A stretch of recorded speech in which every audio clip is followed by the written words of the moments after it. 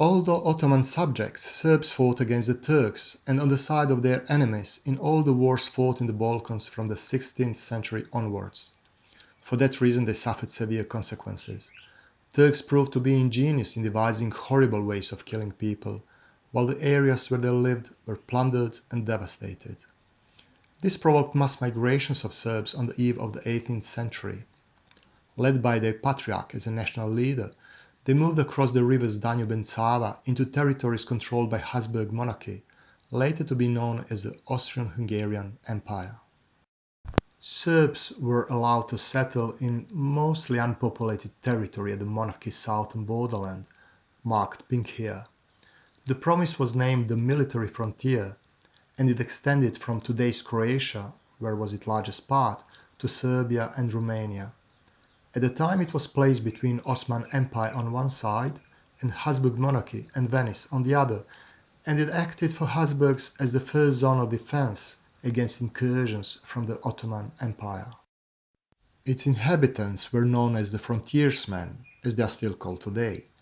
Apart from ethnic Serbs, that made the overwhelming majority, there were also other colonies who undertook to defend the monarchy in return for their land grants. Namely, Habsburg monarchy was feudal state, but since 1630 the frontiersmen were free men and landowners, who soon gained a formidable military reputation, and because of their military service to the monarchy, they were exempt from paying taxes.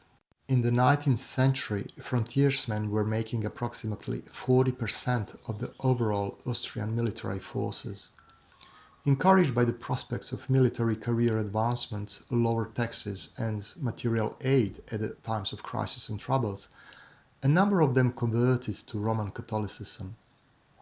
For uneducated masses, Roman Catholicism was relatively easy to accept, primarily due to seeming similarities with Orthodoxy, as well as tempting proselyte demagogy. Yet, there remained Serbs of Roman Catholic religion.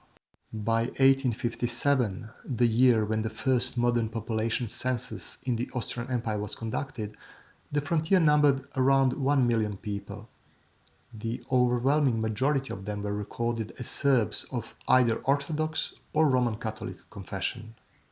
At that time, the Ottoman Empire was on its knees.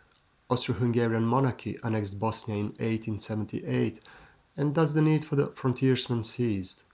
That very same year, after its liberation from the Ottomans, Serbia became internationally recognized state, and the idea of reunification of all Serbs under one national flag became a viable possibility. Yet, that idea was unacceptable to Vatican, that has always been striving to extend his dominion eastwards, and Serbia has seemed to be the very first and insurmountable obstacle in that way ever since Serbs chose Orthodoxy in the 12th century. By the end of the 19th century, driven by their Roman Catholic clergy, Serbs Catholics rapidly lose sense of their national identity, becoming Croats instead. Simultaneously, induced by Vatican, the EU monarchy, which was the 19th century embodiment of the so-called Holy Roman Empire, openly increases efforts in proselytism by intensifying already existing political and administrative pressure, but now also resorting to direct violence, bribery, threats, aggressive social coercion, and other sorts of discrimination. The eve of the 20th century sees a clear segregation between people of the Serbian background. Like Islamized Serbs became Turks under the Ottomans not long ago, now the converts to Roman Catholicism became known as the Croats. Consequently, one relatively small nation, the Croats, has significantly increased in numbers in span of just several decades, the phenomenon entirely engineered by Vatican and facilitated by the Austrian-Hungarian government. Eventually, wanting to finally end growing Serbian influence and interference in Bosnia and the Balkans, the Austrian monarchy attacked Serbia in July 1914, thus starting the World War I. Its mighty force met an unexpectedly strong resistance from Serbs, triggering a cycle of severe war crimes against the civilian population.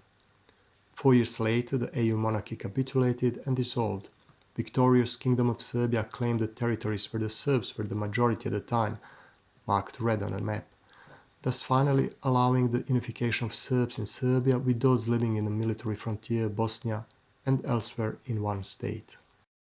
However, the king had a greater ambition. Deluded by the idea of pan-Slavism, he saw an opportunity in extending his realm by including other Slavic people that lived in the EU monarchy, of which the largest were Croats, both indigenous and the recent converts, and Slovenians, all Roman Catholics. Thus, Kingdom of Serbia unites with Serbs, Croats and Slovenians from the EU monarchy shortly after the Great War in 1918, forming thus the Kingdom of Serbs, Croats and Slovenians, demonstrating by its name the multi-ethnic character of the new state.